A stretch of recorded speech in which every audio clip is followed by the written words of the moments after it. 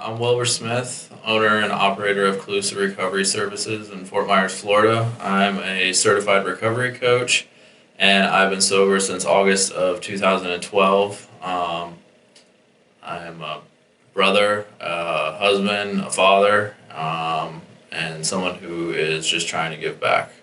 I was an athlete. The problem is that I didn't understand the value in all of that, which led me to form a sense of entitlement. At a younger age, I developed a really high external ego and a really low internal self-esteem system. Externally, I was athletic. I had a host of friends. But internally, I was really, really scared. And I didn't know that until down the line. But all of my friends seemed to kind of be able to make decisions, and they seemed to do well in school. I never did well in school, and it put me in a state of fear basically anytime I walked into a classroom. And so I found alternative ways to get by, and that started in middle school. And that was before I was even doing drugs or alcohol. And I can remember certain days where I'd be full of anxiety. And so I would mask that with physical stuff. And then eventually I turned away from sports and went towards substance. And so I don't think I was ever able to kind of accept and get over those fears. And I don't think my friends experienced what I was experiencing internally. I might have always been surrounded by people, but I always felt like something was wrong. And I was always in this state of caution. And I think because of that, it was just easier to drink and drug. And so I did that. And then one thing led to another, and it was years of that. The day that I found prescription pills, I remember taking a couple of Vicodin and thinking, why would anybody drink when you can take these, you can keep them in your pocket, they don't smell, they're small, and they work much, much faster. And I can remember being outside on the boat actually that day, and I was super dehydrated, and I can remember thinking this might be a problem. But the thought of maybe I should stop this never crossed my mind. And so I can remember it was a very vivid turning point in my life where I knew that I was going in a direction, but I didn't really care. My brothers were born in the 70s and 80s, so they're not blind to what I was doing. And my dad is a criminal defense attorney. So I wore what I was doing on my sleeve. The problem is that they were scared of me because whenever I was confronted, I would basically rage. And I would get so mad at the question because I was in such denial about it and I didn't want to actually admit it. I would overcome their concerns with anger and basically disengage from the conversation. And so their reaction was obviously fear, and they always came at me with love, but until I actually wanted to do something about it, they kind of just kept me at arm's reach, even though they did send me to treatment a couple of times during those. But most of the time that I went to treatment, it was because I was just what I thought was me asking for help was just getting out of a little bit of trouble or a little bit of a pickle. I never actually wanted to get better. Until the last time that I did go to treatment.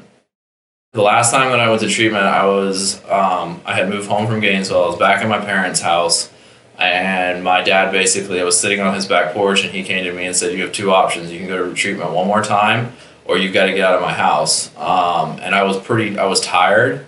I didn't necessarily want to get better. I was just really, really tired and worn out. My body was malnourished. I wasn't doing well health-wise, and I agreed to go, and I went to this place. It was a little bit of a different setting that I'm used to, and about 30 days in, I actually started to feel well. I started talking again. I started opening up to the treatment team there, and I had been exposed to different recovery groups, 12-step based normally.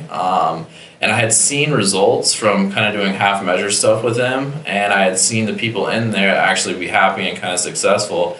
And so something happened during that treatment stint that I knew I had a chance if I actually put some effort towards it. And so instead of making the decisions, I actually listened to the suggestions that they gave me, and I allowed them to develop a 1-year plan for me. And I didn't care where I ended up. And I got sent to California for sober living and outpatient, and I didn't know a soul out there. And I just simply followed the suggestions. literally, I just kind of gave up. Somebody told me surrender to win, and I thought that was pretty stupid. But after I grasped that concept, it started working, and all of a sudden, like, happiness and all the things started coming into my life that I hadn't had in quite a long time.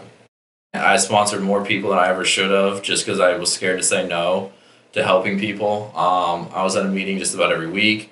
I was at the gym just about every day. I talked to 1 million guys on the phone a day. I still talk to as many people as I can. I have my set meetings that I go to. I don't sponsor as much, but that is because I have an crazy life, all because of all the work that I put in the beginning. Now I have to oversee a business, and that's great. That's awesome. But the biggest and coolest part of my recovery is that I've developed a family. It was 2 months after we got married, we found out my wife was pregnant. And then we found out not long after our first son was born that she was pregnant again with twins. And so the family aspect is the coolest part for me. I always wanted, my dad was a little bit older than me. I always wanted to be a young dad, especially with boys. And so I've got 3 boys, and my life, like, it's hard for me to kind of even explain it to people because they don't really understand, unless you've kind of lived through the whole recovery process and had some of those things come to fruition for yourself. But I mean, my recovery now is filled with being of service, but in a different way, in a way different way. But all of those times of answering phones for guys, you know, early in recovery, showing up to 12-step calls, showing up to people who have relapsed, showing up to do stuff for myself, has allowed all of that to branch out into every aspect of my life, whether it's in business, whether it is with my wife, my son, my parents. It's basically what recovery does for people is it turns you into just like a wealth of positive knowledge that you can kind of give out. It's crazy. And that's not me trying to float my own boat. That I see that with young guys all the time, and women. It's just kind of inevitable if you totally accept the process. For guys coming in, the biggest barrier is accepting the amount of work that actually has to be done. I think the first step of recovery is the first thing that you do is stop drinking or using, but that's really the easiest part. It's the staying stopped that's hard. And what I see a lot of guys do is thinking that once they've stopped and maybe they throw themselves into a safe environment, then they're good. But similar to what I was referring to in my own story is the insecurities, the fears, the entitlement, that stuff doesn't go away. And those are the things that generally lead people back to a drink or drug because it causes the fear to come in, and then they get mad that they're fearful, and then they're like, we're done with this. And so they drink. And so you cannot force someone to understand that. It's just not possible, which is why you hear of stories of guys going to treatment 1, 2, 3, 4, 5 times. I've heard of way higher numbers than that as well. But that's just part of the process, and something that I've definitely learned through going through different trainings and whatnot and hearing different people speak is that someone who is diagnosed with depression, they might go 6 months and not have a bad day, but for some reason they wake up one morning and they're down. You don't shun them. It's just part of their process, and it's the same with recovery. That you might go a certain amount of time sober and you relapse, and relapse is part of the recovery process. And I hate saying that, and I wish that upon nobody, but that's just the way that it is. I had to have multiple relapses to understand that, and so I think that's a big barrier is actually putting in the footwork to get what's going on inside out. Would I rather not be a drug addict and go through what I went through? Probably. That might have been a little easier and save my family a couple dollars, but it gave me the opportunity to literally look inside myself, take what I didn't like, get it out, and then move forward. The average person doesn't get to do that. That's what I tell every person that walks into Clues to Recovery is this is the only opportunity you're going to get to pause. Somebody tells you to slow down, take this opportunity, put the bad in the rearview mirror, and move forward. And normal people don't get to do that. It just happens that drugs and alcohol led me and others to be able to utilize that very, very helpful tool. My professional background in the addiction treatment field started out in Southern California by accident. I was working at a restaurant and somebody said, hey, this treatment center is hiring techs and they offer a few more dollars an hour than I was making. So I was like, sure, I'll do that. Working some night shifts part-time, and one thing led to another, and I realized I was pretty good at handling guys. It was an age and gender specific program, residential. And so I had simple duties of driving people from A to B, overseeing houses and whatnot. And I became a segue for the clients living there to kind of talk to, rather than being like the therapist or the professional who had to talk to them and try to dig stuff out. They felt comfortable talking to me, and I loved it. I basically just got to talk to guys who had been through what I was going through, or I had been through, or whatever it was, and I was able to share experiences. And one thing led to another, and I kind of climbed the ladder within that company. And the next thing I know, years go by, and I had always bounced back and forth of wanting to come back home. And every time I came home to visit, it seemed like somebody I grew up with was either in jail or dead or not doing well or whatever happens to people who are actively using. And I started floating around the idea of maybe I should move home and open a sober living. And one of the guys that I developed a friendship with and also worked with out there, Stuart, I started bouncing the ideas off him and telling him, this is what I'm going to do. I'm going to move home and do this, blah, blah, blah.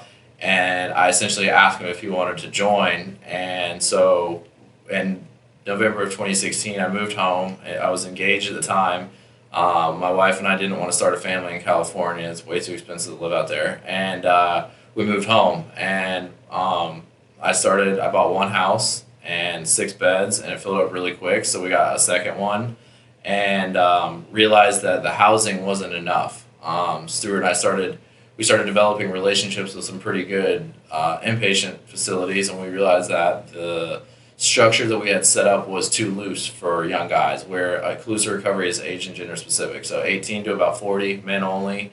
And like myself, I needed to be surrounded by as much structure as possible. And so in 2019, we leased an office space and got it licensed by DCF to be able to provide 3 different levels of outpatient. And we are in the middle of getting nationally accredited right now. And our objective is simply to provide a platform for guys to have the oversight they need clinically, live in a safe environment that they can come back to and stay accountable, and then also get their feet wet with reality and be able to have a safe place to fall back to walk through these experiences, whether it's a new job or enrolling in school or getting fired, how to handle their first paycheck, set up bank accounts, anything from what some people might call very basic life skills all the way to some of the hardest decisions you'll ever make. And so we're extended care, we're a little bit more long term, and again, it's to provide a platform for guys to